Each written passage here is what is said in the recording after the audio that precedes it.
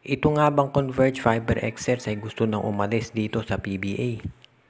Ayon dito sa mga insiders, dati pa raw itong nangyari o dati na itong naisip ng Converge dahil nga doon sa paghihigpit sa kanila at ayaw payagang ilagay ito si Delta Pineda bilang board governor nila. Kung inyong matatandaan, naging issue yan at eventually hindi talaga nailagay si Pineda and of course hindi na nagustuhan ng Converge. At ngayon naman ang latest issue, itong kay Mac Talio na gustong isuspend ng PBA na 6 months dahil sa naging infraction niya 3 years ago pa. Sa tingin ng karamihan parang hindi sobra-sobra na yung punishment dahil ito si Talio ang tagal nang wala sa PBA at ito ay naglalaro sa FIBA 3-on-3. Ibig sabihin nun, ito ay dumadaan sa mga maraming medical test at palagi naman siyang clear. So ibig sabihin, yung pagiging absent niya sa PBA ng 3 taon at yung pagkakaroon niya ng capability na maglaro sa FIBA, ibig sabihin clear na talaga siya.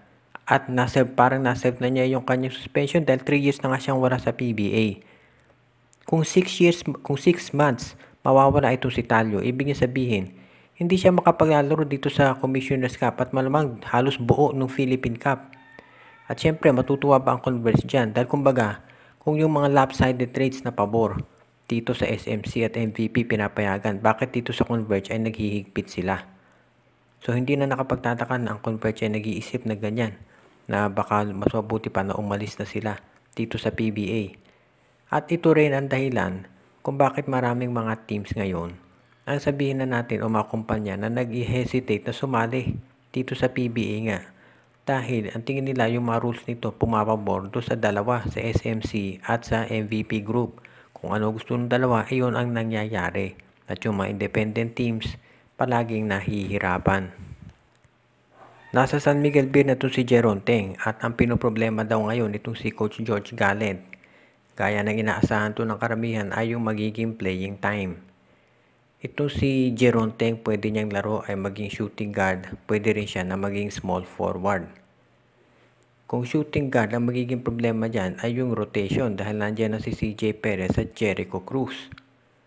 At pagdating naman dito sa small forward, si Allen Bulanadi at si Marcio Lassiter.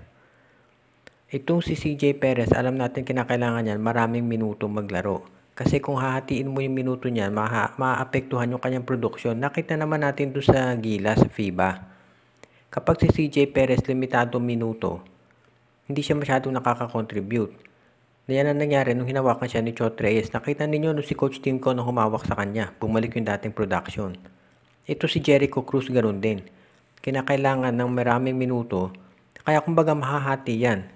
Itong 48 minutes na basketball mahahati dito kay CJ Perez at kay Jericho Cruz. Kung idadagdag mo si Jeron Teng dyan, maapektuhan yung rotation. Ito sa small forward, ganun din. Kinakailangan ni Allen, si Bulanadi ay bago pa lang sa SMB. So, kinakailangan niya ng playing time para magkakumpiyansa. At alam natin si Lassiter, veterano yan. At binibigyan talaga yan ng playing time. Parte nga yan ng starting 5. Kung itong si Jeron Teng ay ilalagay mo dyan, mababawasan din niya ng minuto.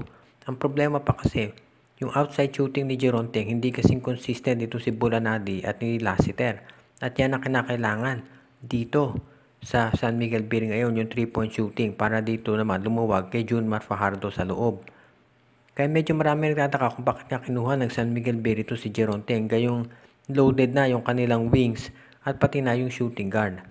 So tignan na lang natin kung anong gagawin ngayon ni Coach George Gallant para maayos yung playing time dito sa SMB. Sinabi nitong si Coach Yeng Giao na kung itong si Justin Brownlee daw ay hindi na makapaglalaro dito sa Barangay Ginebra, ay mas magkakaroon ng tinatawag na even playing field pagdating dito sa Commissioner's Cup. Ang ibig sabihin ni Coach Yeng, magkakaroon na ng tsansa yung mga ibang teams na manalo ng kampyonato. Kasi syempre alam natin ang advantage nitong Barangay Ginebra. Tuwing Commissioner's Cup at Governor's Cup ay nandiyan si Brownlee at alam na niya yung estilo ng Ginebra at hindi na kinakailangan mag-adjust.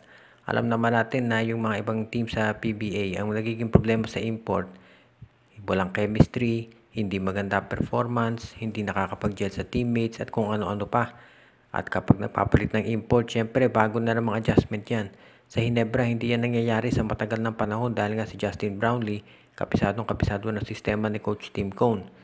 At dahil nga may posibilidad na ito si Brownlee ay hindi makapaglaro dito sa Ginebra, Kumbaga, mawawala na yung advantage ng Ginebra pagdating dito sa mga imports. Siyempre, hindi pa natin natitiyak talaga kung gaano katagal yung magiging suspension dito kay Brownlee. Pero sinabi ni Coach Cheng Giao na dahil dito magkakaroon na ng tsansa yung ibang teams na manalo naman dito sa Commissioner's Cup. Tignan na lang natin, of course, ang TNT, nandiyan si Ronde Hollis Jefferson. Yun nga lang, dami nilang problema sa lineup. Injured si Pugoy at si Eram. Si Mikey, hindi pa sigurado yung sitwasyon sa kontrata. Kaya sa ngayon, masasabi natin na medyo may punto naman si Coach Cheng Giao. Pero alam din natin na si Coach Tim Cone, master yan pagdating sa mga adjustments. At sisiguraduhin nito na ang Barangay Ginebra ay magiging malakas pa rin. At syempre, hindi naman pwedeng ang Ginebra kukuha ng hindi dekalibreng import. Nandiyan na nga yung pangalan nitong si Tony Bishop na lumilitaw. Pero wala pang official confirmation ng Barangay Ginebra. So kailangan nating antabayanan kung sino talaga ang kukunin ng Gene Kings. At kung ito nga ay mangyayari. At kung sino ang magiging bagong import. Ito nga bang si Mikey Williams ay handa nang iwanan ang basketball? Ayon doon sa kampo ni Mikey, talagang hindi raw silang magkasundo nitong TNT Tropang Giga pagdating dito. Hindi lang doon sa kung magkano yung kontrata, kung hindi kung gaano ito katagal. Yan daw talaga pinagtatagulunan at umabot na ng 7 buwan yung negosasyon sa kanilang kontrata. Sinabi ni Coach Jojo Lastimosa na handa sila magsimula ng konferensya kahit wala si Mikey. At ang sabi naman ng kampo ni Mikey, handa silang mag-move on kung kinakailangan. Siyempre dahil dun sa eligibility status nito si Mikey, hindi siya pwedeng import doon sa mga Asian leagues. Yan ang dahilan kung bakit hindi siya nakapaglalaro sa Japan, sa Korea. Siyempre kung kaya na niya, di sana matagal na yan nagpunta dyan. At yan ang dahilan kung ba't sa PBA siya naglalaro. Hindi pa natin alam kung qualified siya doon sa ibang mga liga, pero kung hindi siya pwedeng Asian import, limitado talaga option niya. Kaya malamang yun dahilan kung ba't hindi siya nakapaglalaro sa ibang bayan. Ang tanong ngayon ay kung ano ang gagawin ni Mikey kung sakaling hindi talaga pumayag ang TNT Tropang Giga dito sa kagustuhan niya.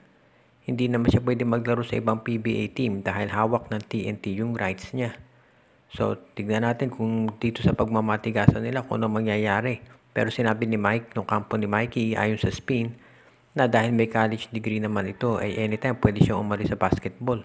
Pero sa tingin ko malabong iwanan ni Mikey ang basketball para magtayo ng negosyo dahil napakalaki ng kita ng pagiging basketball player.